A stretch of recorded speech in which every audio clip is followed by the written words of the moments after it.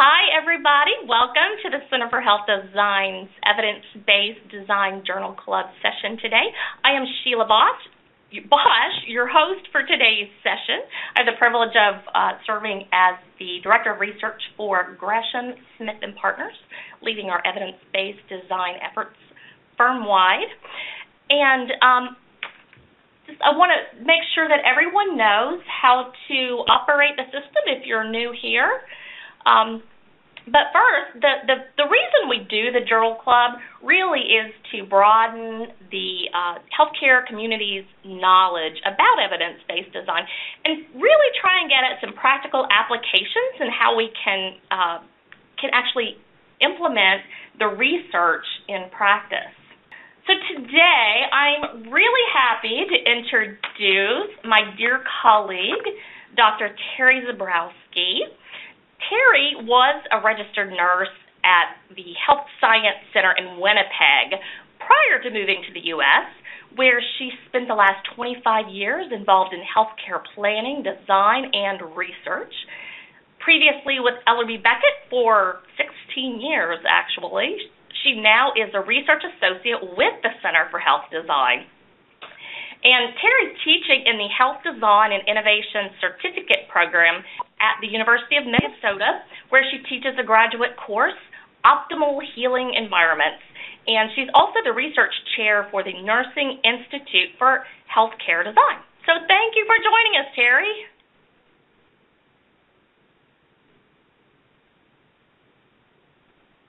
I have loved... Thank you, Sheila. I just had to unmute myself there. Great.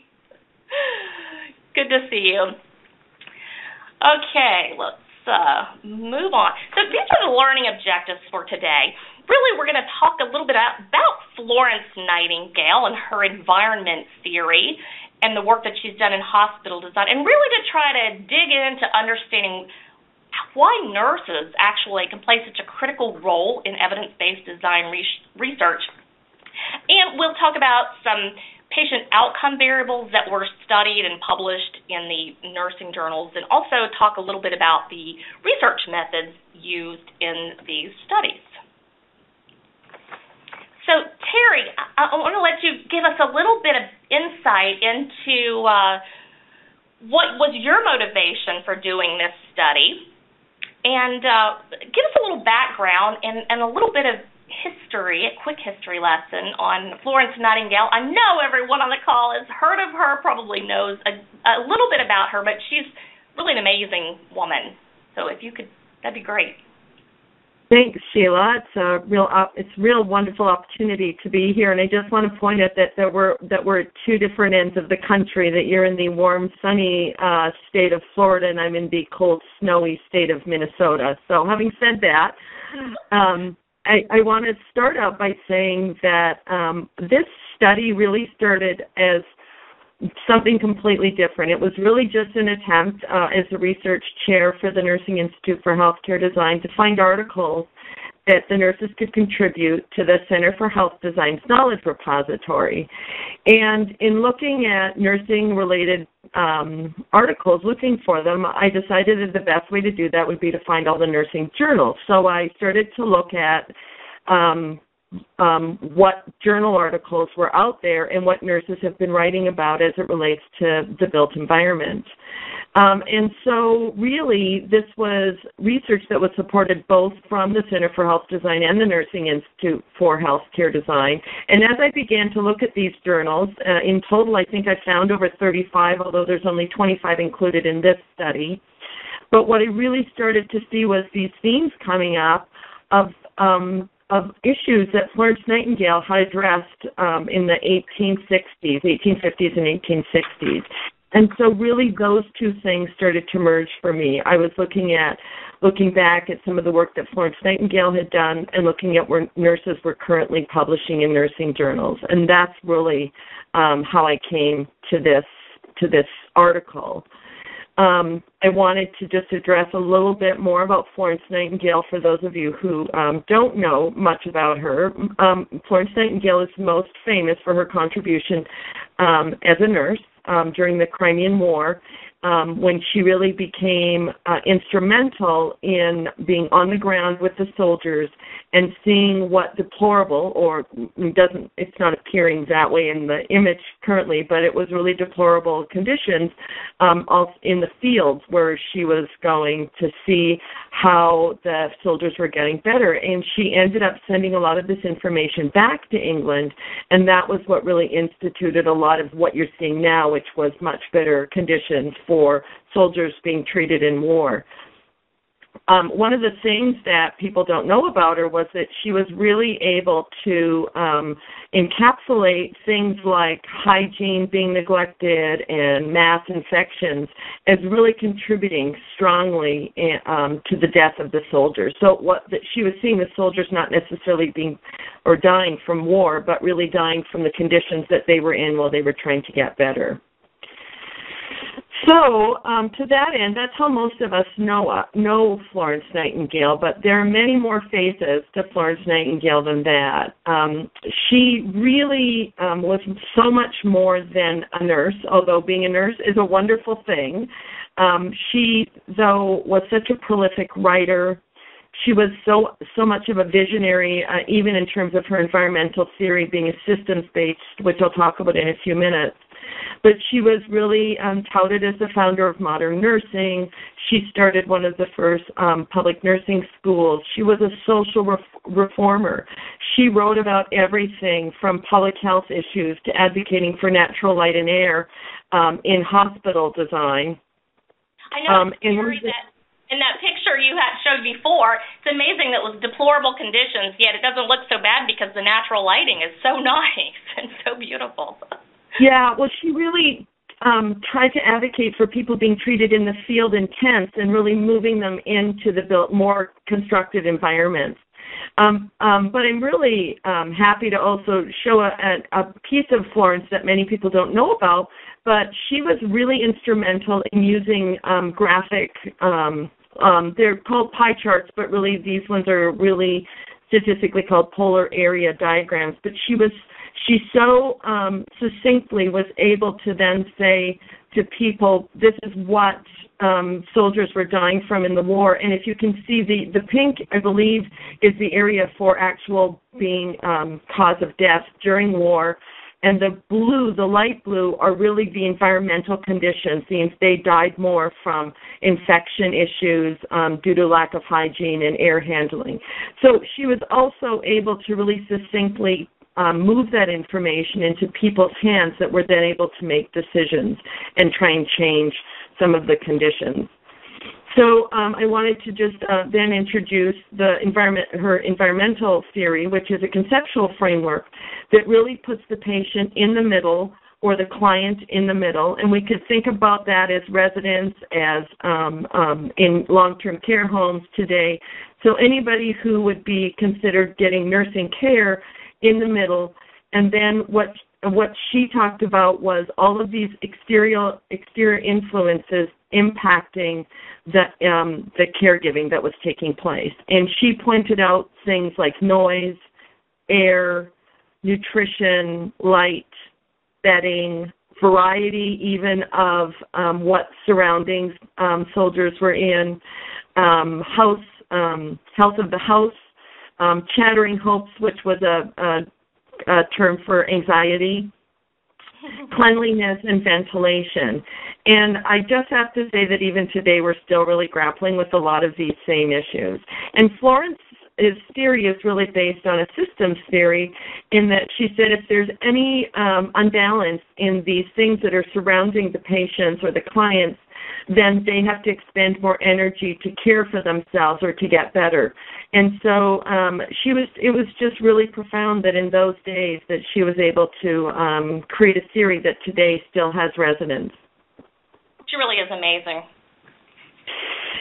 She went on then to write Notes on Nursing, which was published in 1859, and through that there was a lot in the built environment in that piece. There was also another piece that she wrote that was called Notes on Hospitals, which many people don't know about. And in that piece that was published in 1863, she started to talk about what the deficits were of the built environment.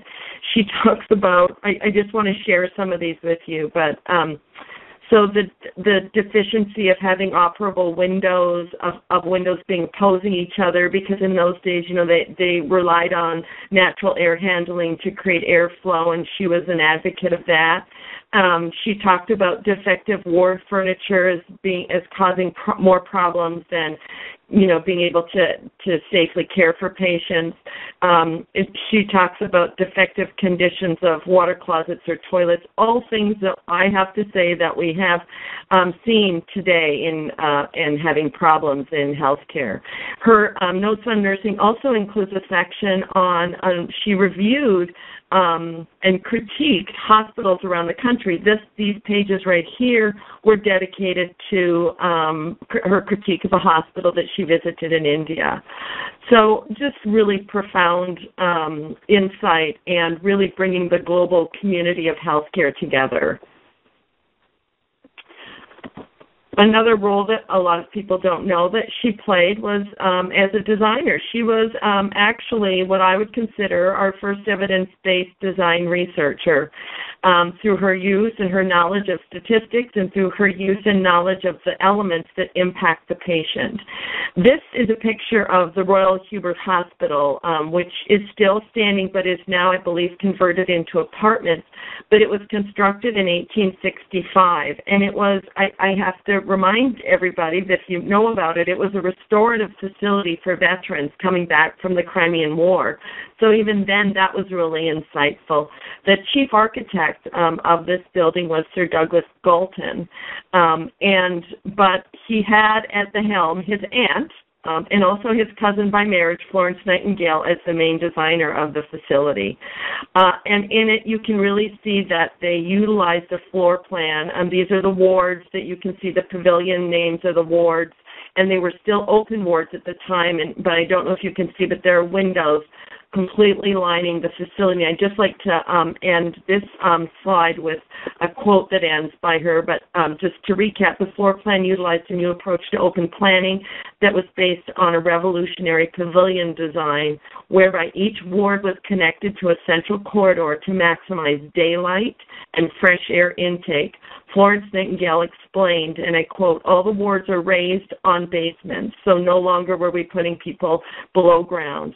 Those at the lower end of the ground area are so lofty to afford excellent accommodations. Every ward has a large end window commanding beautiful views." And I just think that is something that we still strive for, other than we have the knowledge of the private rooms, but we still strive for the beautiful views today. Absolutely, they're so important. It's not always easy to do in urban settings, but we always do the best we can. And an urban scene is not necessarily a bad scene either. Yes, exactly. And so we can end by looking at this model again, the environmental theory, and we can come back to certain characteristics of the environmental theory or variables that she identified, that of noise, air, ventilation, light, cleanliness, variety, or what I might call design elements and principles. And that's when we really started to see, that's when I was looking back at the articles that I was reviewing. I found a total of 67 articles that had something to do with the built environment, either as an independent or a dependent variable. I went back in the journal 6 years, so the 25 journals I reviewed over 6 years, and the journals were my unit of analysis for any researchers on the call that are listening.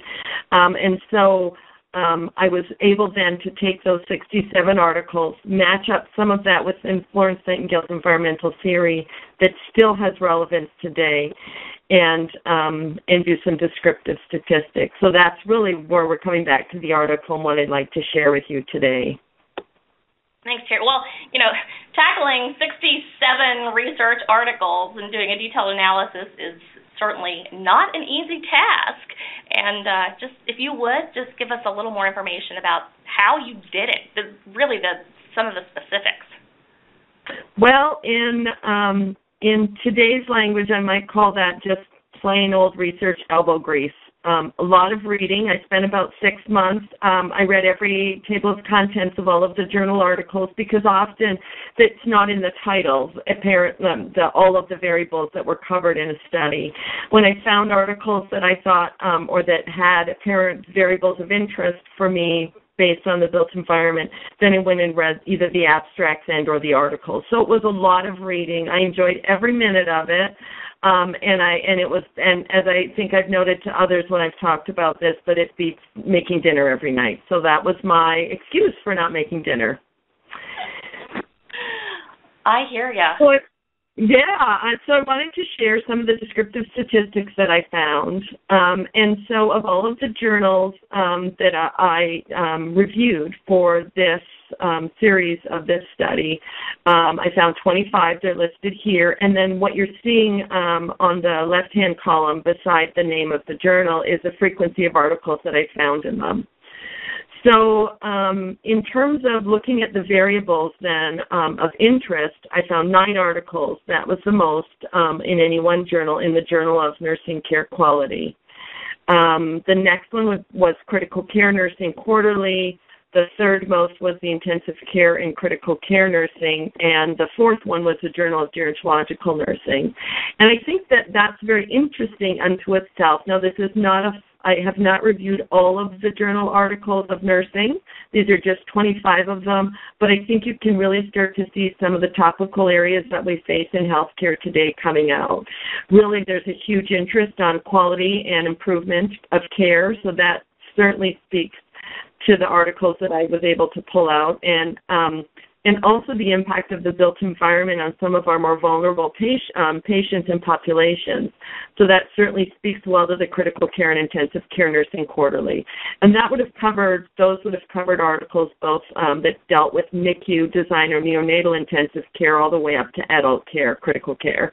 And then also of interest was really starting to see this burgeoning piece of literature on the geriatric environments or aging environments. And so I think that even just looking at the journal titles, it really starts to speak to what we're dealing with in healthcare today.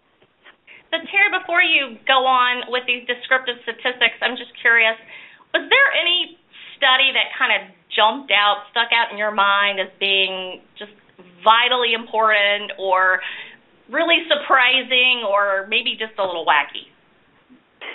Actually, what I thought overall, and for many of these journals, I actually have gone back 10 to 15 years, but because I couldn't do them all, I wasn't including them in this particular descriptive study.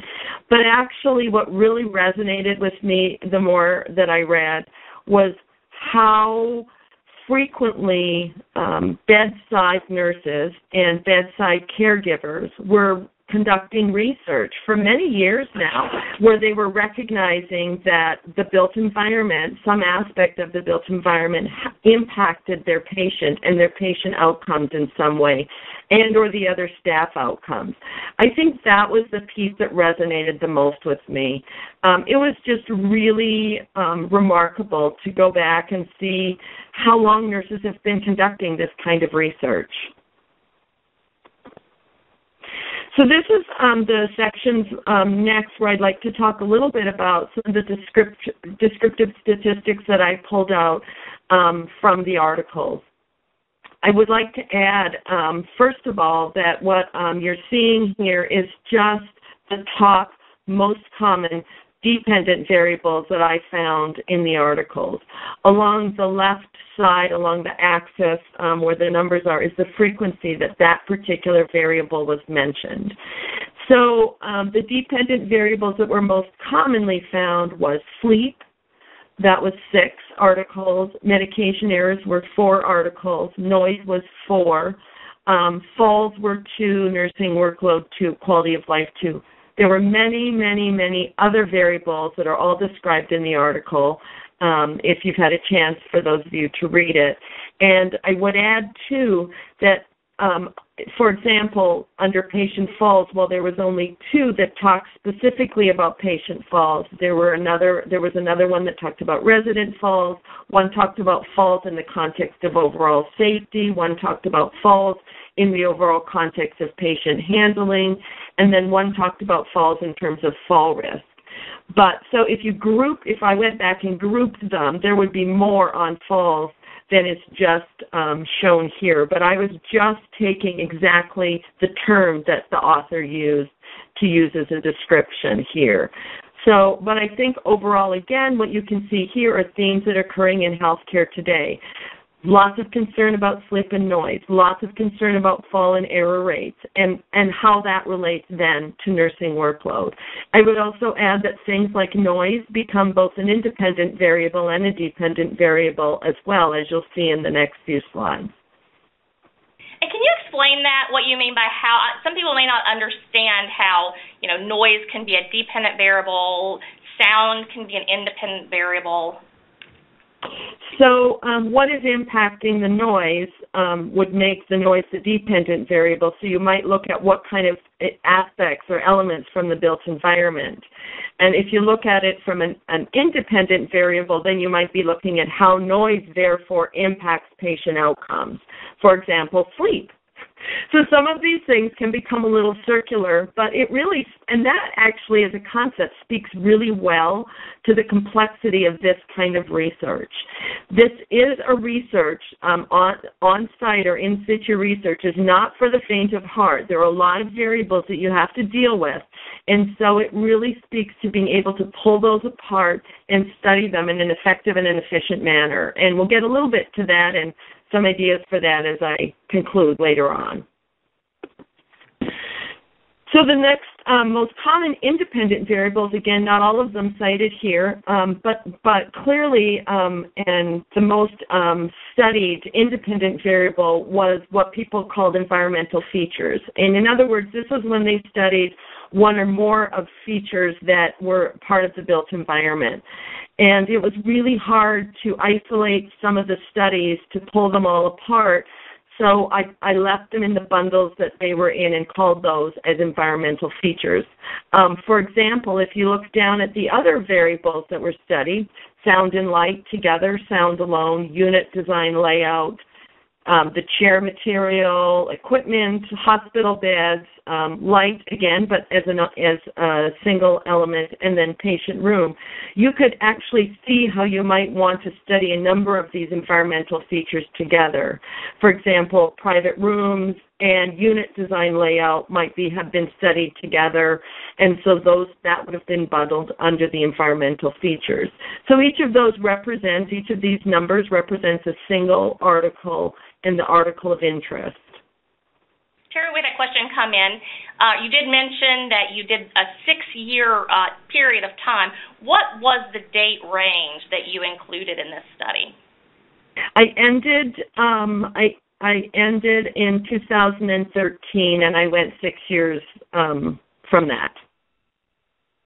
Okay. So, great. Yep, again, even a year ago, things are changing, too, for us particularly. You'll see that, I think, as we move along, and you'll see how I think that healthcare reform, too, will have something to do, again, with this information.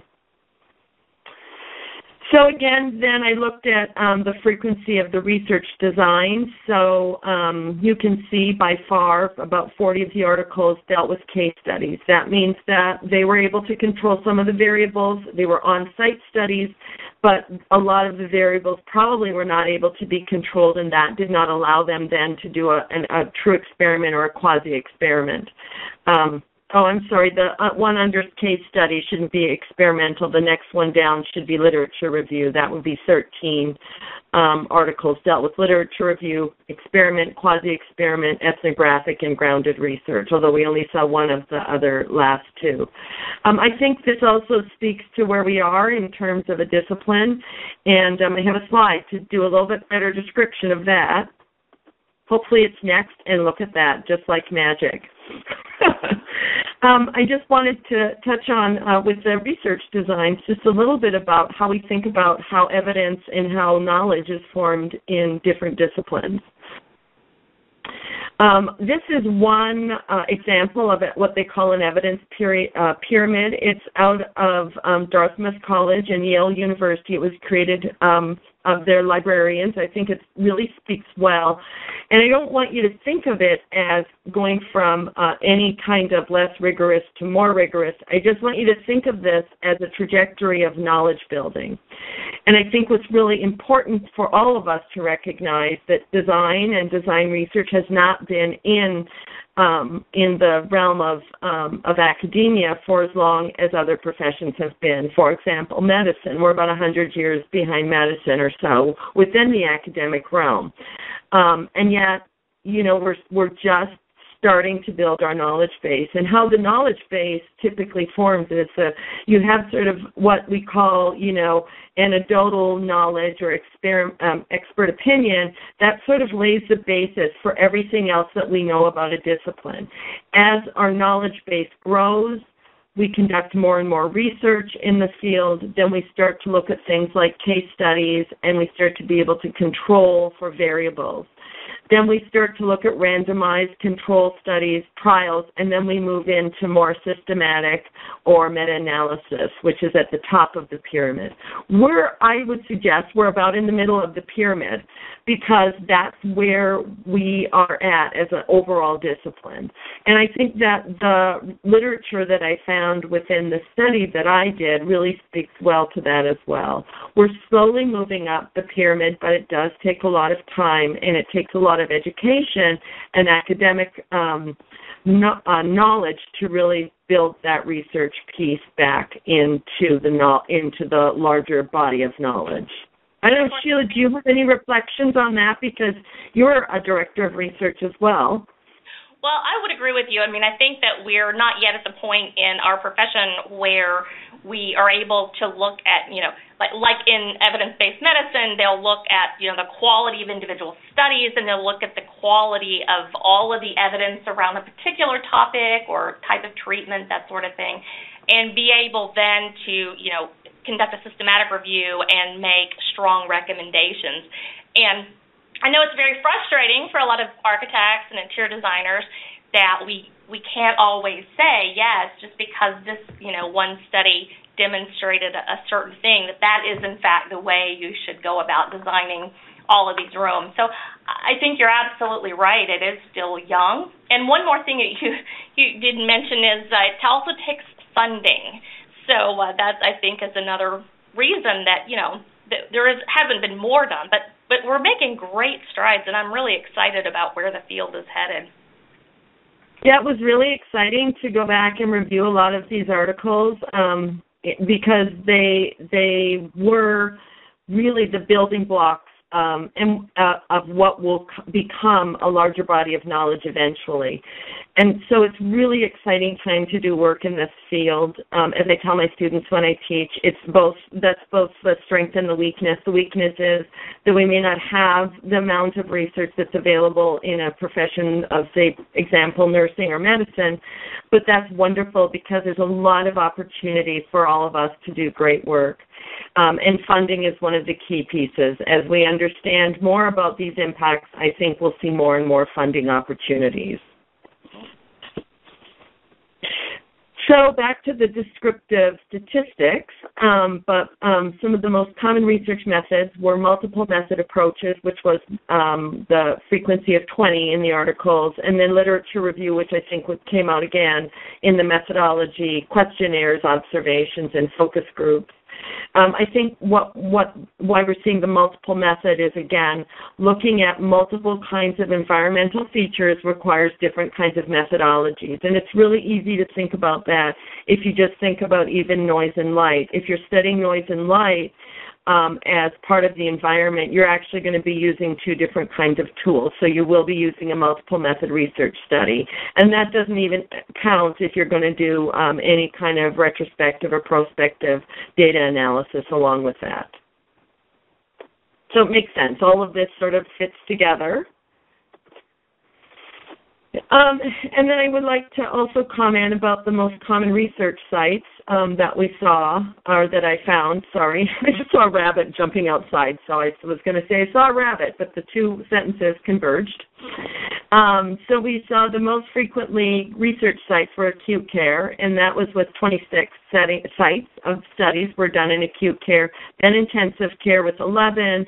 Other was like laboratory settings. I found a research study that was done in a community center, and then ended with long-term care. I did find, I think, one study in home as well, which is something that we all are interested in again, is the home environment. I was going to ask about that, Terry. I think it's interesting in your paper, you note that in the Nightingale era, hospitals reserved for the very ill, the poor, and those deemed mentally ill, while everyone else was treated at home. And we are seeing a push back sort of in that direction now with the technology and capability of monitoring people from their home. But do you think as researchers that we will be doing research in people's homes? I mean, it seems a bit daunting, but it also seems very intriguing. Oh, look at that. The continuum of care. Yes, I definitely will. I think in Florence Nightingale's era, that was where a lot of people were treated. You were able to contain actually contagious diseases much better by leaving people in their home, because the alternative was large open institutional settings where there was no privacy and less really great hygiene. But yes, I think that with the healthcare reform, that we will be treating patients again at home. I think also with the ability that we have to actually have integrative technology in the house, so that we can actually monitor patients much better in the home, that will definitely be a place where people will stay longer, where we'll be doing research on, like what aspects of the home create safety. You can think about flooring materials. You could think about light, access to natural light in the home. So there's a lot of work yet to be done, and I think it's very interesting. Again, it's the same concepts that Florence Nightingale was talking about in bringing to the wards, was light, temperature, and even view. So it's really interesting. We will be doing research again in the home with people. There was a question that came in, speaking of light, that if it's impossible to have windows in a space, would you, Terry, recommend sort of these, faux windows with lighting, nature photographs, that sort of thing? Well, there's a great deal of really wonderful research right now on lighting and the impact of daylighting or full spectrum lighting on people who are ill or people who are in institutions. I would suggest that the Rensselaer Institute, for one, has been doing a lot of really great research on this. And so there is information already out there that can really help us understand, and it's not just access to daylight, but it's access to night, so that our melatonin can be released and we can go into full REM sleep. So it's a combination of both those things. But there's a lot of body of knowledge out there, and I'm happy to provide that if anybody really is interested. I'm happy to send that forward. Terry, looking into your crystal ball, another question came in I'd like to bring up, and that question is from David. Will traveling nurses replace the old traveling doctors by being data collection people for remote doctors? I think we're seeing some movements already. There's certainly some in Europe. There are some in the United States where nurses are actually being community-based and going to people's homes. There's nurse practitioners now who, I guess, can actually replace a lot of the primary care physicians, because the nurses can actually prescribe and make diagnoses. So I think, if I had to guess, that we'll see many more nurses in community-based settings. I think one of the things that Florence Nightingale again brought to us all was a way of holistically looking at patients. And I think that you'll see that happening with the community-based nurses, that nurses will really get into the home and really try to understand the patient or the resident where they're at and look at them within their whole family context. So I think that we will see those things in the future.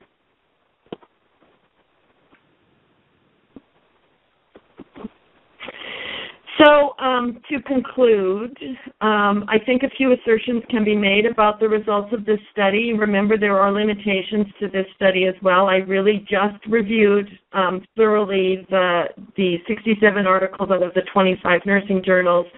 So I do have some limitations about the generalizability of this information. But really, I think in order to move our body of knowledge forward, that education is really key to both educating practitioners, nursing practitioners, design practitioners about what the important role of the nurse is within helping to bridge that communication piece for nurses and families, nurses and bedside caregivers. And that encompasses a lot of different kind of people, because some people caregive at home, their own family members, but really bedside caregivers are really in the best position to help us understand what the impact of the built environment is on the patients and the residents that we're caring for. I also would advocate for education about multiple method research studies that we need to really, in order to understand this kind of phenomena that we're seeing around us, the impact of the built environment, that we really need to embrace this concept of looking at different research methodologies to get different points of view and really start to begin to understand, like Florence Nightingale did with her lamp, go around and sort of have a look at what's really happening on the ground. And nurses are well poised to do that. I'd like to see... Here, let me just jump in with another question. This actually was sent in advance of this webinar. And the question is that if you only looked at articles that were authored by nurses, do you think you would find anything strikingly different? And should nurses be involved in research design? Well, the first point, I didn't look at the biographies of the authors of the studies. The unit of analysis was really looking in the journals, but my best guess would be about 80% were actually nursing authors, or primary investigators were nurses. I think that we would see a very similar trend in this population, because again, it's nurses who are on the editorial boards selecting the articles under review. So I think we may see some very similar things. The second question was, should nurses help inform research? I think that is I think the notion of what I'll call the bedside nurse or the bedside caregiver, their voice is imperative.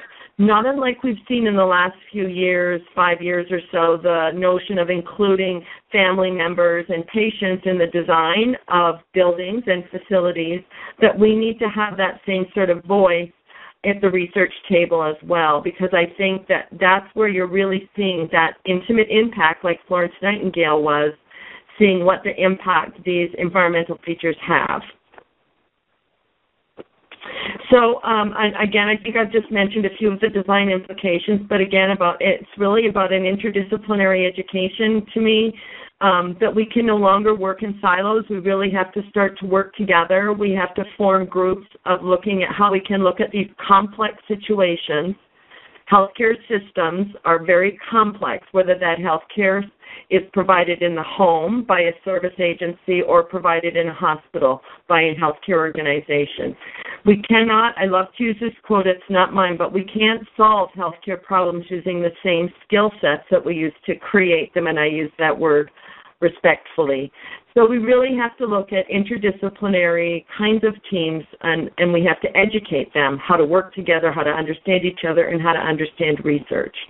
We really need to conduct research and look at and honor research that's being done on our most vulnerable populations, because that's where we'll get the most bang for our buck, if you will. We'll be really able to understand the built environment's impact when we understand what it means to have an autistic child crawl across a carpet because they feel as though there's a pattern on it and they might fall through. That's not unlike what I've heard with some of the senior people in senior environments, with particularly with dementia or Alzheimer's. Same kinds of concepts, very vulnerable populations, and those are the people that we can serve the best with our research. And then finally, again, I've said it before, but using multiple method research designs, we really need to be able to look at that as tools. Research is a tool to help you understand something further. Now, Terry, there was a question that came in under the implications for practice. You have indicated that referencing non-design professional journals actually will benefit designers. And the question is, how do we as designers find that information and know what to look for? That is a really great question, and I can tell you an answer that really easily. Go to healthdesign.org. We have a knowledge repository there where we're collecting articles. Most of them are peer-reviewed and or are based on expert opinion. They're wonderful articles. It's an array of authors, and it's from an interdisciplinary field. So that's one way to get out there and find some really good articles. Google Scholar is another way. Google Scholar, if you put in some fields, if you put into the box the type of article that you're looking for, generally will bring up articles that deal with that topical area. And if you have trouble with that, actually one of the best resources that you probably all have, and this may be foreign to many of you, but go to your local library, your local academic library, and the librarian there will help teach you how to search professionally, and by that I mean scholarly. So there's some really great resources now. It is a challenge to be able to get. But what I love about the knowledge repository is that the center's been developing these key point summaries that give a lot of detail on some of those articles. So you don't necessarily have to get the original article if you're a designer. But also the university library. That's how I have to access information. Is University of South Florida right here in Tampa. They let me come in and I can. I can't do it remotely, but I can go in and get PDFs of a lot of the medical and nursing journal articles. Okay. Yeah, the librarians are a great resource for people, and they're really happy to share how to do things. And then maybe you can just do it from your home after that. Let's see. This next question says that also under the implications for practice, first bullet indicated the need to educate caregivers about the impacts of the built environment. And the question is there the potential that these individuals will take advantage in the fact that they can make design decisions without the need for architects or designers? What do you think about that? And how might you go about educating those folks? Well, I think there's always a potential for people to use information in the way that that is most meaningful to them. But let me share just a quick example that is peripherally related. But recently there was a lot of press given to a fellow who actually, I think he might be a biomedical engineer in his background, but he's doesn't do that. But his daughter, who was 11, was diabetic, and he had a lot of stress about her going to sleepovers because he couldn't monitor her blood sugars. So he created an app on his own for a watch, and he can actually monitor her blood sugars remotely because she has a monitoring system on her.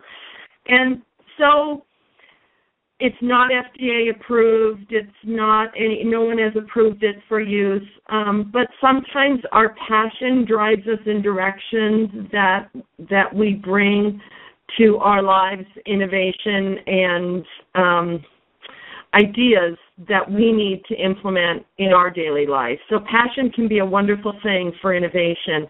I would suggest that people do read the research on lighting. That's readily available.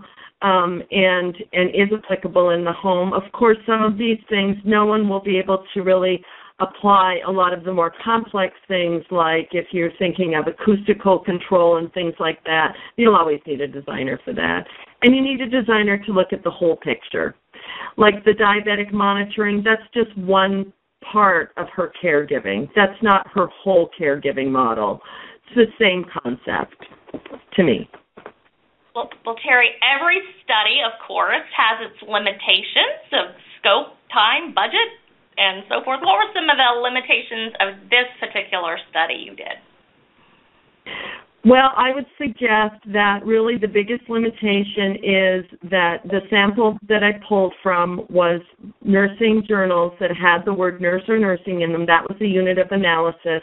And then from there, I read the table of contents and the abstracts and or the articles for all of those journals represented.